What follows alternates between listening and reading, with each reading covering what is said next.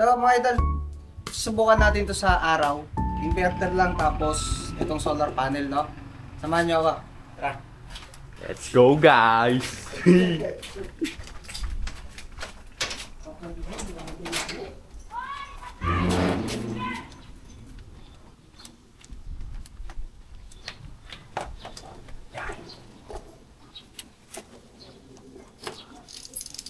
Subukan natin kung gagana tong inverter.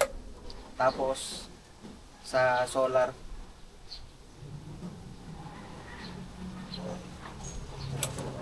Ayan o. Tutok mo kaya. So ayan o, gumana. Kita yung number. Ha? Kita? So ayan mga idol, no? So gumana nga siya mga idol, no? Solar panel lang tas inverter. So inverter lang, makakapagsaksak ka na dito ng 220 kagad. 220 volts, no? Tapos naka ano lang to sa araw. Kumbaga nakatutok lang siya sa araw. Then ito lang gamit mo, wala kang battery, no? Wala kang battery gagamitin. Ito lang, nakatutok lang siya sa araw. Ayan, no? So meron siyang naglalabas siya ng 18 volts. Tutok mo dito, Ker.